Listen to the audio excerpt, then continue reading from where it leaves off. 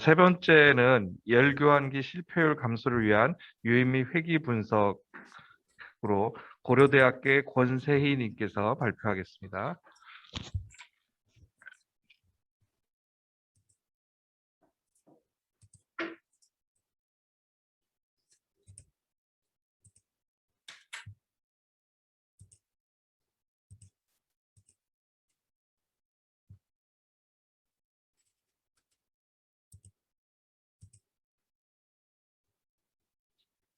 스크립트가 안 나와요. 제가 쓴 스크립트.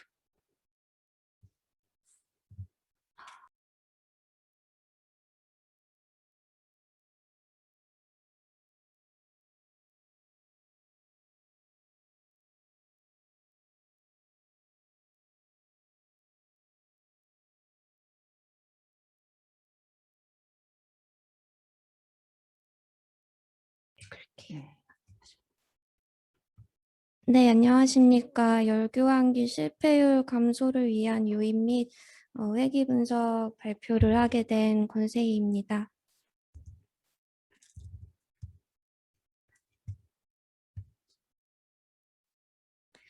일단 과제 분석 배경입니다. 오늘날 석유화학 산업에서는 불안정한 석유 가격 변동에 따라 제품 생산량을 유지하는 것이 굉장히 중요합니다. 최근에는 원자재가 급등 상황으로 수요가 높아지고 있는 상황입니다. 이런 시점에서 공장 생산 설비의 고장은 제품 생산량에 직접적인 영향을 미치며 이로 인해 수익성이 감소할 수 있으므로 안정적인 공장 생산 설비의 운영과 투자는 꼭 필요한 상황입니다. 본 연구에서는 열교환기 데이터를 분석하여 실패율 감소를 위한 상관 요인을 찾고자 합니다. 열교환기 데이터를 선택을 한 이유는 비교적 고장을 정확하게 파악을 할 수 있기 때문입니다. 석유화학에서 열교환기란 공정 과정에서 발생하는 냉각이나 증류를 위해서 필요한 열 데이터를 효율적으로 운반하는 역할을 담당을 하고 있습니다. 그래서 열교환기 데이터를 분석을 하면서 이것의 갑작스러운 가동 중단이나 고장 등의 실패 요인을 예측하여 열교환기의 가동 시간을 극대화하는 방안을 강구하는 것이 본 연구의 목적이라고 할 수 있겠습니다.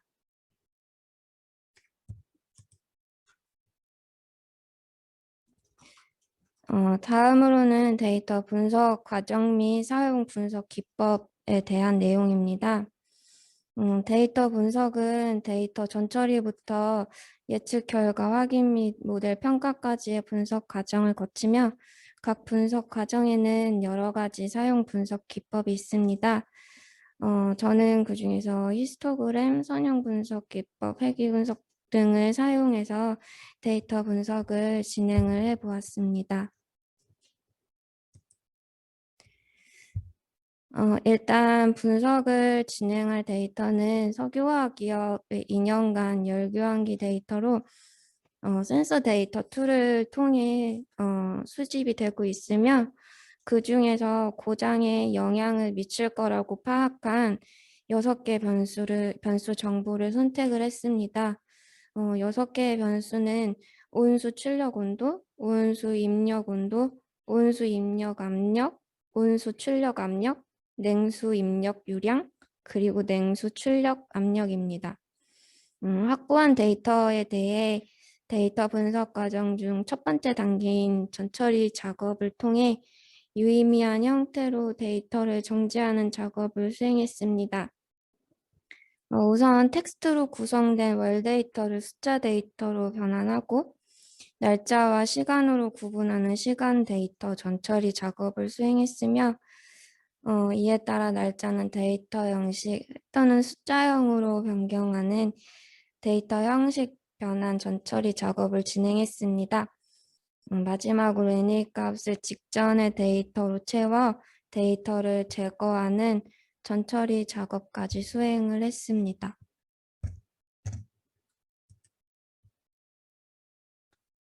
앞서 처리한 전처리 데이터를 바탕으로 기초 분석을 수행하여 데이터에 대한 이해도를 높였습니다.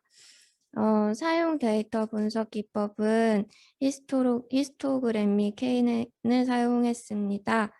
이 두 가지 분석을 통해 더 복잡한 알고리즘으로 수행하기 전에 좀 이해하기 쉽고 직관적으로 데이터를 볼 수 있는 효과를 기대했습니다. 보시는 그래프와 같이 모든 태그들을 분석한 경우 비슷한 시간 및 주기를 가지면서 값이 비정상적으로 튀는 것을 발견할 수 있었습니다. 기초 분석만으로도 가지고 있는 데이터에서 대략적으로 비정상 데이터를 확인을 할 수 있었습니다. 다음으로는 각각의 변수가 결과에 미치는 영향을 파악하고 상호작용하는 변수를 찾기 위해 상관관계 기법을 사용하여 변수 분석을 진행했습니다.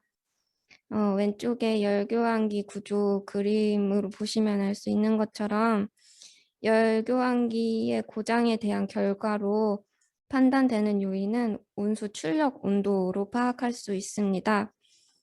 따라서 해당 변수인 온수 출력 온도를 종속 변수로 설정을 했으며 나머지 5개 변수에 대해 오른쪽 그림과 같은 상관관계를 도출할 수 있었습니다.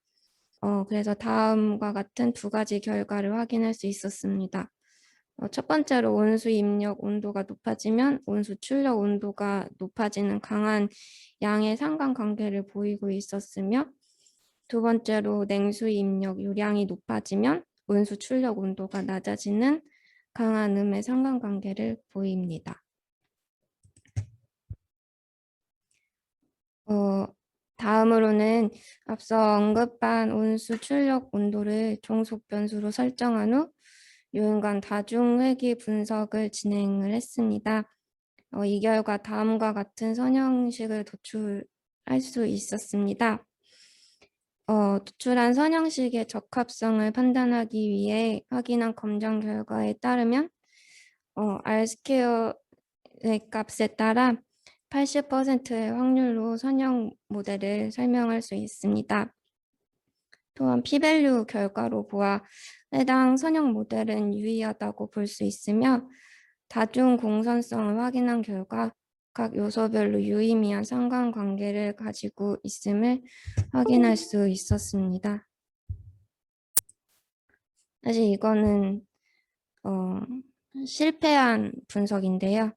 추가적으로 DNN 방식의 딥러닝 분석 기법을 통해 결과를 한번 예측해 보았습니다. 장표에서 일단 요인 선정하지 않고 분석을 진행하면서 레벨과 노드를 늘려보고 요인을 선정을 하려고 했는데 여기 이게 밑으로 내려갈수록 정확도가 향상이 되기는 하지만 마지막에 0.49 정도밖에 나오지 않습니다. 사실 이게 유의미한 수치로 보기는 조금 어려운 정확도입니다. 의미 있는 결과를 얻어내지 못한 가장 큰 원인은 데이터 정제가 부족했기 때문인 것으로 생각을 했습니다. 앞서 보여드렸던 데이터 전처리 과정에서 이상치 제거 과정이 진행이 되지 않았기 때문인 걸로 분석을 했는데요. 추후 과제를 발전시킬 때 지속적으로 데이터를 정제한다면 좀 더 향상된 정확도를 얻을 수 있을 것으로 예상이 됩니다. 네, 발표는 여기까지입니다. 감사합니다.